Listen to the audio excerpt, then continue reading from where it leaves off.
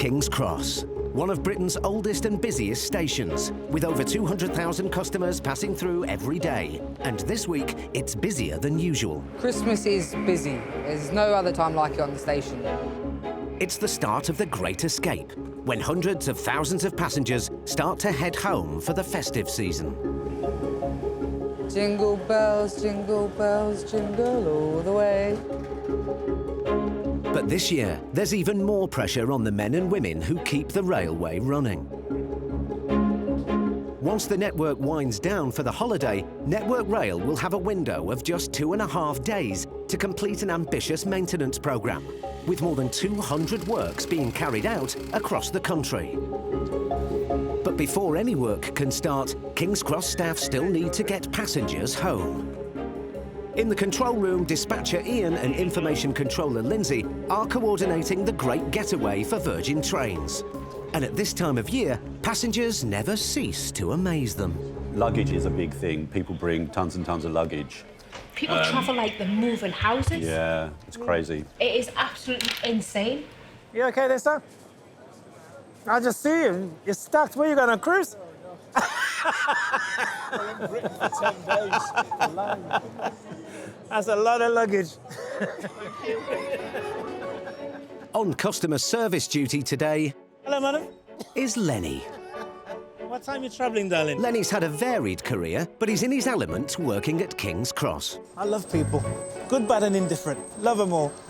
But the thing is, some people are, very interesting. You meet all walks of life, and it makes the day go quicker. I've always been in the people frontline job. I was a chef, and then I became an agent selling new build properties, and then I moved into this.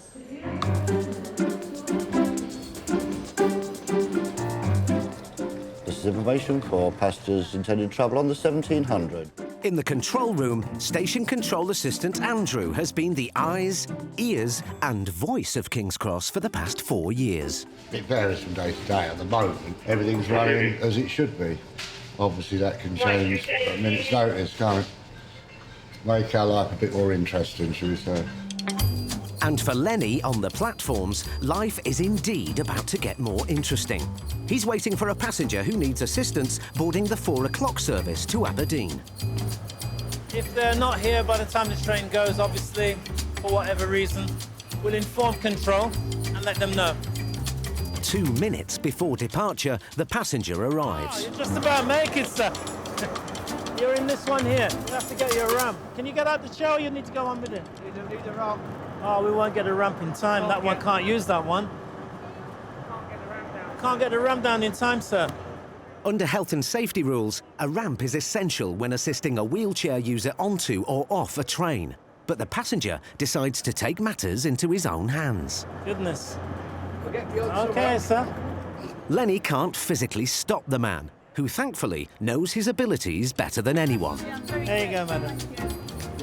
All right, then, sir. Thank you very much. Let me get myself away. Unconventional. Totally unexpected. Obviously, the man decided to do what he did. And we're away. Platform 8 from 1713 Great Northern service to Peterborough. In the King's Cross Travel Centre, What can I do for you? Rick is also busy helping passengers. I love Christmas. I love it. We've done about 16 of these now, and it's been busy most of the day. Well, I've seen a few jolly people out there today that have perhaps had a few beers and that, but it's nice to see everyone in good spirits. I'm probably one of the most jolly people in here. Every now and then I'll get the hump, but that's normally when I get home, but don't tell her I said that. Leave it. Rick may be jolly, but he knows when to be serious. It's not on the ledge here or anything, is it? No, it's not on the floor. A passenger has mislaid his wallet. Double-check all your pockets. I'll just go and make sure no one's handed it in or anything, all right? Anybody had a wallet handed in? No. Anyone had a wallet handed in? No.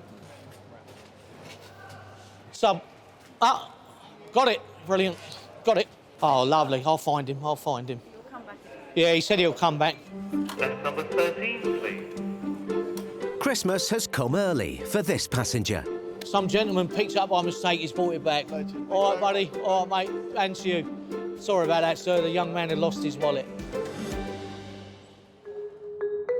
200 miles north of King's Cross in York is The Rock, Network Rail's high-tech rail operating centre, which works around the clock to keep the East Coast Main Line running. And while The Rock makes every effort to avoid passenger delays, particularly at this time of year, there are some incidents which are difficult to predict and prevent. Network Rail Control, York emergency phone. Suicidal female, threatening to throw herself under a train. North Yorkshire Police, ETA, 3 minutes. With 27 years on the railway and 7 in the Rock control room, Jerry's experienced in dealing with complex incidents. But situations like this are particularly challenging. It's generally an hour and a half to 2 hours for police processes to take place and for us to get the railway back open. It can go one way or the other. It's either going to go really well or go really badly. Thankfully, on this occasion, the police have saved the day in the nick of time. Splendid. So, police have turned up, taken the individual away. If we've got more than 3 minutes delay in total, I'll be amazed. And most importantly, the person's not harmed themselves. So hopefully she's away getting the care she now needs. Down at King's Cross, it's the final run-up to Christmas, and Virgin's information controller Simon is bracing himself for a hectic time ahead. I think the next 3 days, we're hoping there's no disruption, otherwise it will get interesting indeed. It's 5 p.m, the start of the rush hour. And after 7 years working in the control room, Simon's used to the ups and downs of Londoners' daily commute. If all goes to plan, it should be all right. The next lot of tight turnarounds are from 7 o'clock. Hopefully just watch the busy peak go by with no issues, hopefully. That's the plan. Hello, King's Cross.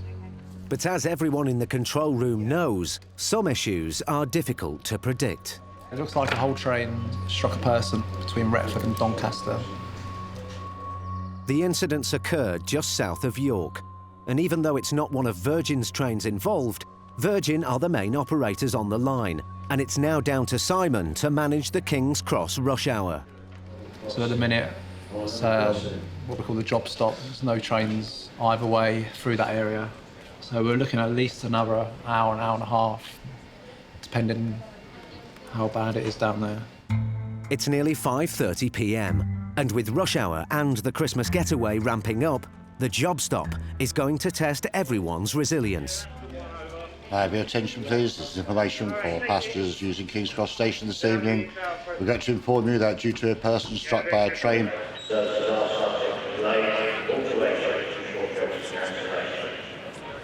I'm a commuter and I'm a passenger, and I think people are happier knowing that something is being done. If you're not telling them anything, as far as they're concerned, well, you're not worried about it, you're not doing anything.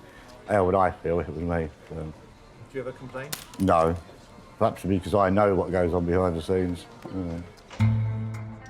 When there's a critical situation like this, other train operators at King's Cross will often agree to take each other's passengers. If you could slide that in. So barriers are open to deal with the flood of rerouted travellers. Milton, could you open up, please? All the barriers are open, please walk straight through. Station support assistant Sophie, who stepped in to help in the control room, feels nothing but sympathy for her colleagues down on the concourse. At least they've got ticket acceptance in quite quickly. I'm just glad I'm up here and not downstairs, to be honest. How do I get here? How do I get there? I need to get here, I need to be home, I've got this, I need this to get home to. People don't seem to understand that it's a person that's been struck by a train. It can get quite stressful. Station support assistant Charles is trying to keep stress at bay. Is there any chance that the train's going to run tonight to Edinburgh from here? Yes, they should do. They will run the train from here? They will. I can't 100% guarantee it. Charles's colleague John, who's been at King's Cross for just 18 months, knows what passengers are going through. There's a million and one inquiries and questions. Well, I say a million questions, usually the same. People want to know how they're going to get home, but we all do our best to pull together. All you can do is try to keep people informed, regular, up-to-date, accurate information. Yeah, I'm out of earshot, people. Have we got any sort of rough idea when we might start rolling out? No, not John, unfortunately not. Nothing yet. It's 6 p.m, 40 minutes since the East Coast line was closed. And with so many people still waiting to travel out of King's Cross, Simon has no choice but to advise passengers to start their journeys from other London stations. Yeah, I've just been told we are sending everybody elsewhere, so I'm just going to alter that now. OK then, mate. All right, thanks very much. Bye-bye. May I have your attention, please? This is information for passengers using King's Cross Station this evening. Passengers are advised to travel on alternative routes. At least passengers are on the move, although with the diversions, it could add hours to their journeys. I'm going to Carlisle. How are you? Yeah. Change over to go to Newcastle, and then from Newcastle, go down. The thing is, when we have disruptions like this, it's very much like a game of let me cast you stick or twist. Customers tonight are going to Newcastle. They could have gone to Euston and gone Virgin West Coast. But that's a sizable disruption, you know, to your journey. Possibly about another 4 hours or so. You know, going by another route may not be the right option. Maybe half an hour later here, their train's left, which would have been much better for them. And you've just got to make a decision as to what you think you're going to do. Up at York Station, the halfway point on the East Coast Main Line, staff and passengers are feeling the effects of the fatality too, but in reverse. Trains are backing up, waiting to go south to King's Cross. And station manager Tom is also having to deal with trains still coming down from the north. We've got a train on platform 11. We're rushing to so we can tell the train to stop. Fatalities are the worst thing we can have, really, because you're probably talking a couple of thousand passengers will have been disrupted. We'll get to a point where we'll run out of trains in London to be able to bring passengers back from London north, so we have a few delays. But as York is a key junction on the rail network, it's possible to reroute some trains to ease up the backlog in the station. So what this train is going to do is going to divert around the area, and given the diversion route it's got to take. Yeah, it's going to be potentially pretty severely delayed, easily maybe even pushed to 2 hours actually late getting into the cross. Yeah, it's going to be a long wait. See you later, Mr. Wright.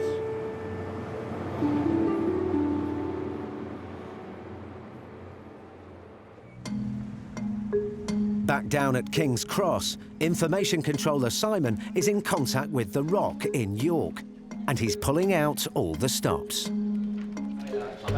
Just so you know, we're pumping people out where we can. But cancellations are coming in thick and fast. Does that mean the 1730, the 1800 and the 1803 are effectively cancelled from here? All right. OK, thanks, Tom. Everything cancelled. The 1730 to Edinburgh is one of the first to be cancelled. Train dispatcher Anna has moved everyone off the train and is taking the disruption in her stride. Obviously not happy. Who will be happy about this? But it's a fatality. It's not something we can do, really. 10 minutes later, the Rock has an update on the trains they've just cancelled. Yeah, I've just had York on. Initially, what they said that the 1800 and the 1730 were cancelled is false. They are going to run and they can run, and all clear has been given for them to run. Now Virgin staff have to swap everything around, which means dispatcher Anna has to quickly reinstate the 1730 service she cleared of passengers just minutes earlier. Anna now has a problem on her hands. In fact, two problems. Right. I have no catering crew and I have no passengers at all. 1730, not nobody on it. Do they understand that everybody's got off the 1730? Hello. Everything's out of position.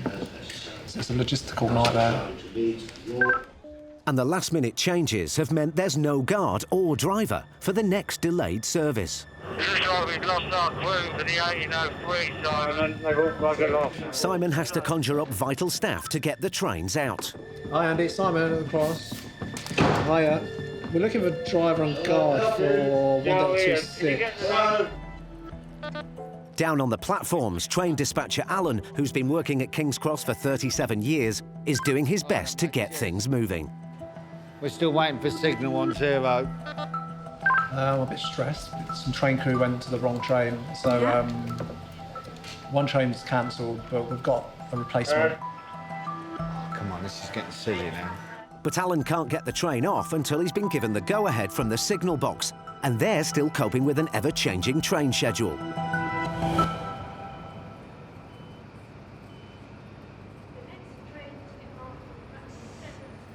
Well, we should have got the signal about 15 minutes ago, but because of the delays... All right, here we go.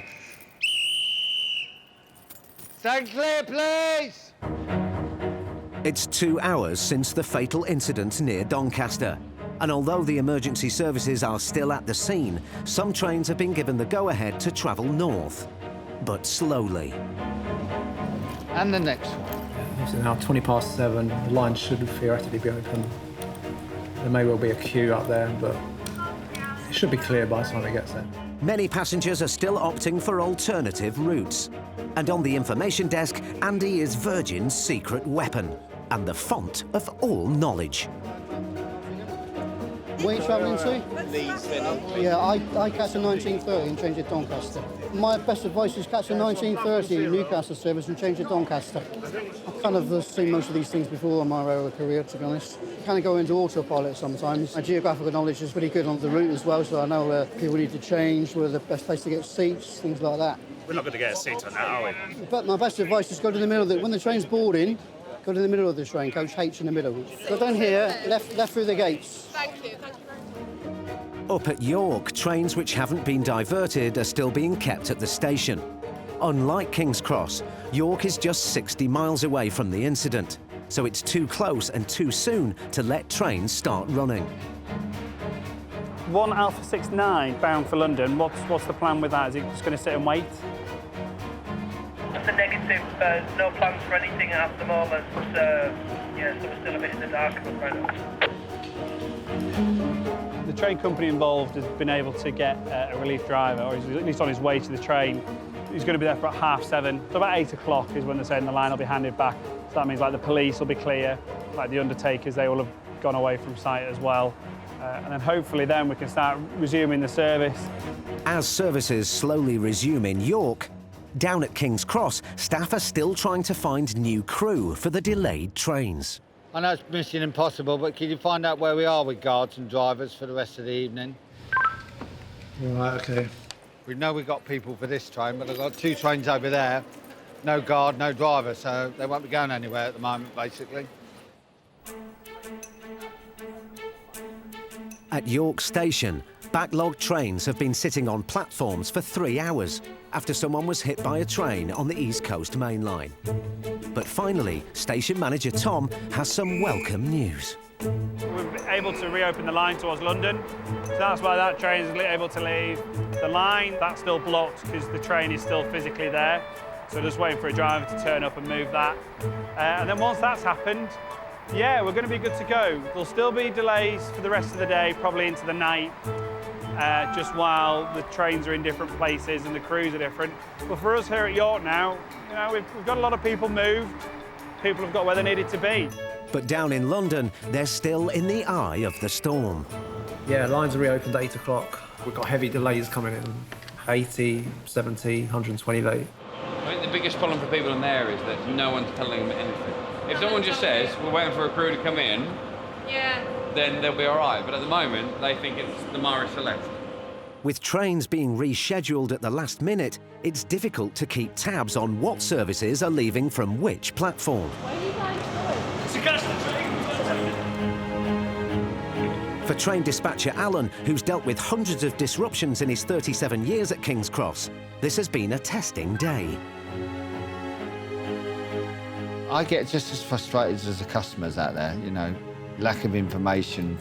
But, you know, when you have a fatality like that, you can't measure for it because it's horrible and it just happens and we just have to deal with it. It feels like a whirlwind. I feel like I've been through a wind tunnel and I've just come out the other side. But, yeah, still there. There's still a few more days to go yet.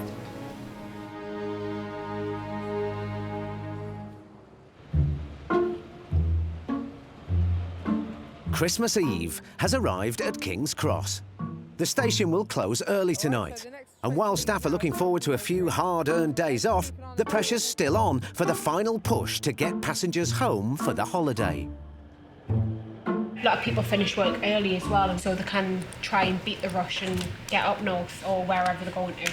Whereas actually everyone has the same idea and the trains are absolutely rammed. Really busy. Edinburgh luggage, please. Edinburgh luggage.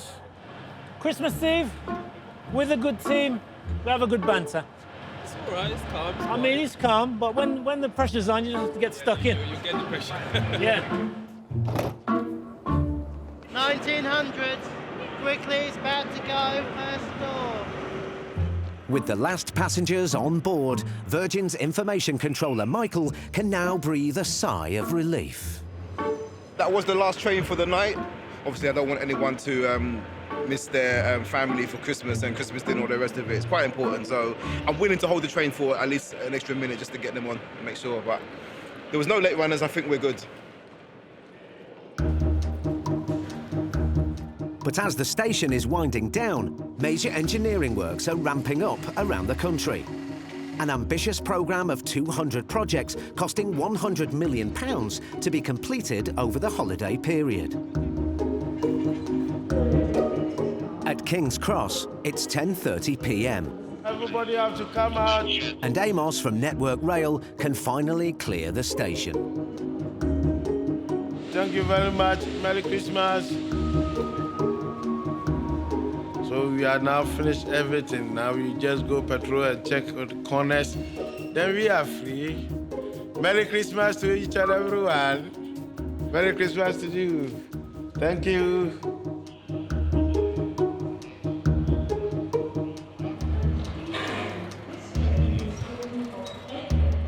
With everyone gone for their tinsel and turkey, Oh, you're on the ball. work is just beginning up and down the country as engineering teams gather to kick off one of the biggest ever holiday upgrades across the rail network.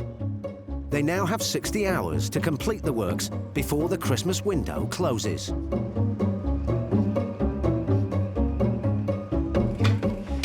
At Neville Hill Train Maintenance Depot near Leeds, the countdown clock is ticking. Engineers plan to lay new track outside the depot so they can get trains in and out more efficiently. But before anyone has a chance to get the machinery started, Renewals manager Eldon gets some unwanted news. Wakefield? Fucking hell. 12 miles down the line, an empty engineering train is sitting on the track waiting for a driver, and work can't start till the train is safely out of the way. It's going to knacker the whole Leeds station possession up. There's loads of work going off in there tonight. With so much money and time invested in the upgrade, someone needs to be found straight away to move the train off the line. You're off platform, right, OK. After half an hour of intense phone calls, a driver's found. Jimbo, we're on.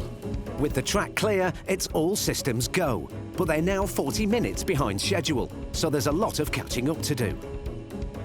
New track panels are brought in, but before they can be laid, the old track has to be removed. Once the rail and the sleepers are out, we then send the dozer through and the digging machines to get rid of the old ballast. With all noses to the grindstone, the maintenance crew soon makes up time prepping the track. It was a bit touch and go in places, but yeah, it was a bit of a few moments. Thank God for that. It's Christmas Day, and 95 miles north, one of the Northeast's most famous landmarks, the century-old King Edward VII Bridge across the River Tyne, is getting new wooden way-beams to support the track. But wind speeds are threatening the whole project. So we're about 19 miles an hour at the moment. 26.4. It does feel a lot more than that, doesn't it? The winds are strong enough to buffet the bridge. If they get into the high 30s, they could pose dangers for Ben and his team. 27 miles an hour. Just checked it up there. So we're all right for now. If they can't finish the work in the Christmas window, it may cause disruption further down the line. There you go. We've got 29.1 now. The wind will catch the beams. It'll swing the beams about a bit, but That's why we try and only work when there's a bit less wind, but sometimes you just have to work with what you've got. As the wind appears to have reached its maximum, they carry on laying the new beams. It can get fiddling, it is a little bit time-consuming, but it needs to be right. One very large drawing with all the technical measurements and information you could ever need. Tells you where everything goes. But even if you followed the instructions, things can sometimes be a little off-kilter. It's not at the correct height, so what we'll do now is they'll put it back in, they'll try it again, get it into position, then he'll check the height again with these clever box of tricks. Do you think in the old days they used to do this literally by a tape measure and ruler and type thing? It'll have been tape measure, ruler, a little less precise than it is now. Often, the old-fashioned way is best. It's all well and good having all the technical equipment, but there's nothing better than a tape measure just to double check. Because if it's not level, you end up with a bumpy ride. We couldn't have our first-class passengers spilling their teas and coffees from their fine china cups. Oh. Back at Neville Hill near Leeds, the clock is ticking, with now 40 hours left before the lines reopen. The old tracks and ballast have been removed and the new rails are now ready to be installed. These track panels are essentially the guts of the junction of the switch and the crossing layout. And now the new track has to be laid with utmost precision. The railway's controlled ultimately by a signalling system, so the track's got to be in exactly the right place for it to work as a system. Work continues through the night. And by early morning of the 27th, Renewals manager Eldon and his team are now just hours away from finishing the track work at the Neville Hill depot. So all we're doing now is just finishing off welding. We've completed 66 welds.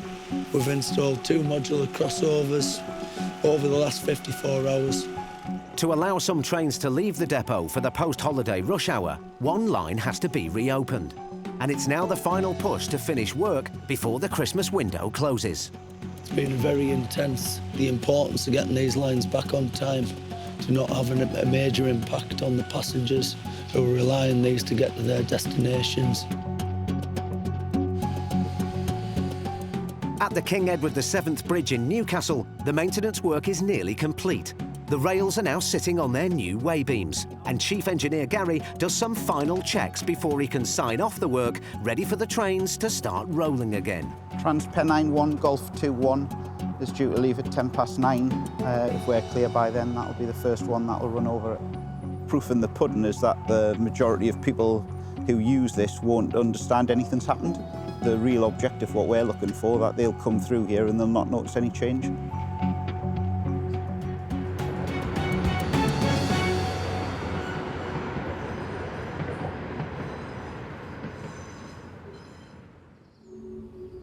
It's been a hectic Christmas for everyone on the trains.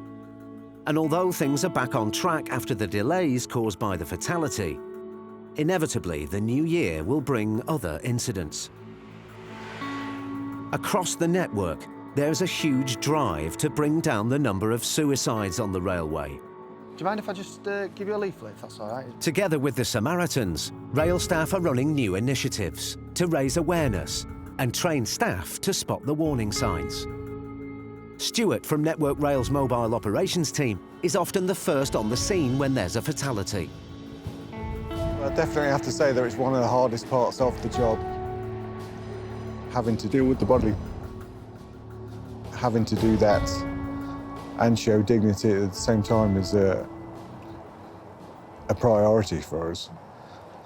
My own particular thing at the end of it, when the body's been removed, I have a habit of just taking my helmet off. Some people say it's stupid, it's just me being human, I suppose, just showing a bit of respect. The last time I didn't take my helmet off, and the silly thing is that was the thing that upset me for a few days after that I didn't do my usual routine, take my helmet off to show a bit of respect. I was that busy that I just forgot to do it, and thinking about it afterwards when I was at home That was one thing that really prickled me at the back of the mind, and I was thinking about that for quite a while. But sometimes it does all end well. A few times we've been at situations where somebody has been suicidal and we've managed to stop them. One particular time, I got a thank you letter from a member of the family that was concerned. That was a very good day. That was a high day, that was. The ultimate goal is to have no suicides whatsoever, but you can't always be there, unfortunately.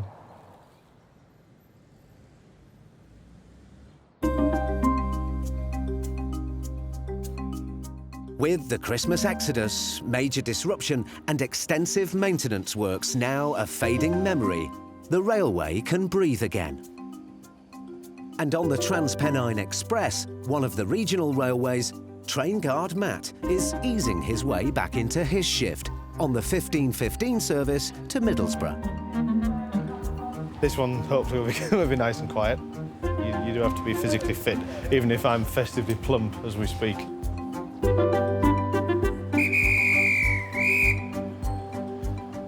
Ladies and gents, a very good afternoon to you. This is your train guard speaking. Welcome to those of you joining at York. This is your 15:15 Transpennine Express service for Middlesbrough. I mean, this is the best office view in the world. Good afternoon. Can I see all tickets, all passes, please? Thank you. Matt's been working on the trains for 6 years, and he's proudly carrying on a family tradition. This is actually my great-granddad's whistle. He was a station master for the northeastern region of British Railways, and it's actually engraved BR Northeastern on the side of it. But a lot's changed since great-granddad's day. These days, working on the trains is far more challenging, especially when school's out. This is the fun stop coming up to now, yeah. It's all good. We'll see. There's more of them than I remember. Say hi to the camera! Look at them, the little cherubs. Aren't they little darlings? Matt's had more than his fair share of boisterous school children on his train, and he knows every one of their tricks. Now, you see, a lot of them will now walk to the other end of the train. It's a bit like a game of cat and mouse we have going on a daily basis. Hey, lads, tickets from Yarm, please. Thanks, buddy. There you go, bud. Thanks, now. Right, pal. Thank you. Hey, bud, you had some money in your hand, didn't you? Yeah. 165, please, my friend. Thank you very much. There you go, my friend. Very good. For once, though, they've been on their best behaviour. See you tomorrow. Very pleasant. By now it's just been Christmas, probably showered with gifts. On a cramped network, though, these passenger services also share track with a vital and complex freight service.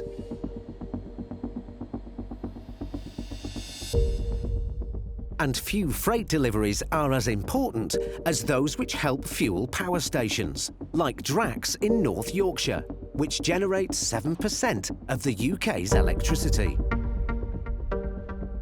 Today, GB rail freight driver Graham is delivering a cargo of biomass fuel that he's picked up at the port of Tyne. Should be there roughly about 4 hours from now. Every day, some 650 freight trains crisscross the rail network. This one is probably about 1,300 feet in length, just over 2,000 tonnes in total. Maximum speed loaded we can get up to is 60 miles an hour, depending on the gradients and bridges. It's all about momentum driving your train to try and keep your speed correct and not lose any time on the schedule. And to avoid conflict with passenger services, freight is often delivered overnight. The shifts are probably the hardest thing. My father used to be on the railway as well, and that's one of the things when he found out I was going to become a train driver, he actually said to me, the work you'll be able to do, but the shifts will be the thing that'll take the longest time to get used to. And he was, as he usually is, he was actually really spot on with that. But the job itself is a really good job.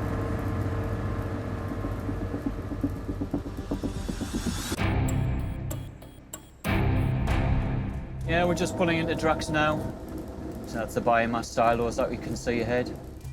It's a 24/7 operation that sees 17 trains a day deliver the wood biomass pellets that fuel Drax's 6 turbines. It gets emptied and then take it back to the port of Tyne and start all over again later on this evening with another driver, another set.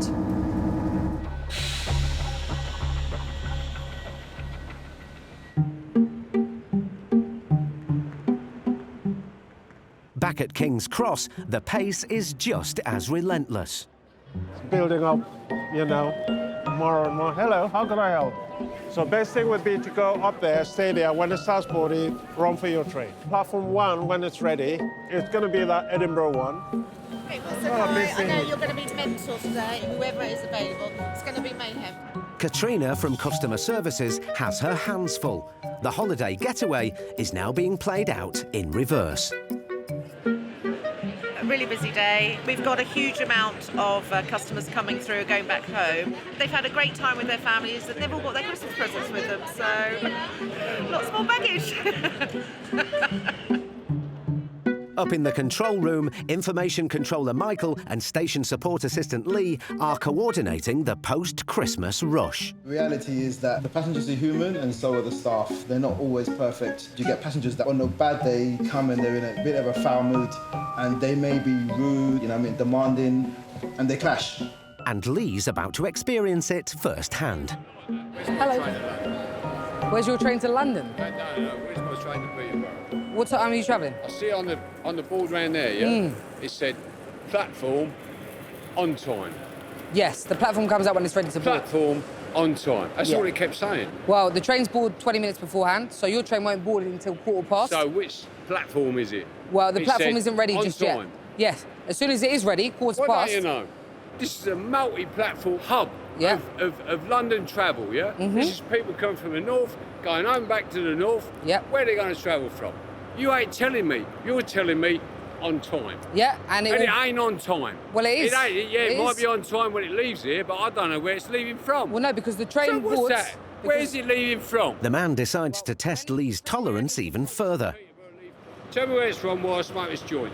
Well, you can't smoke that in here. I'll smoke where I like. And then he goes one step too far. You're bored here. Don't tell me what platform a poxy fucking train's leaving from. And you, a virgin Sir, dreams or whatever. I'd rather you didn't touch me. Can't tell me. Oh, I'd rather you weren't here, because you're useless. OK, that's fine. So you're going to get on the train now? Which train? This is the 9:35. There is still cleaners on board the service. Why did you not tell me this is a 9:35? Because we have to let it get clean you first. You have to let it get clean because it's secret information. What are you, fucking no, MFI because if or I tell... MI5? Go Listen, fuck sir, yourself. You're not travelling. Lee's had enough and reaches out for the long arm of the law. Do you mind getting the BTP for me, please? Yeah? Thank you. Sir. The railway has a zero-tolerance policy when it comes to verbal abuse and aggressive behaviour against its staff. So how will the man react when the British Transport Police get on board? Can I have a chat with you on the platform? No.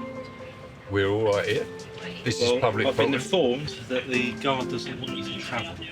I've not been willing. I've not been rude to for him. you to travel. I've not been rude to him. I'm going to ask you once fuck more. Virgin, then and fuck you and all.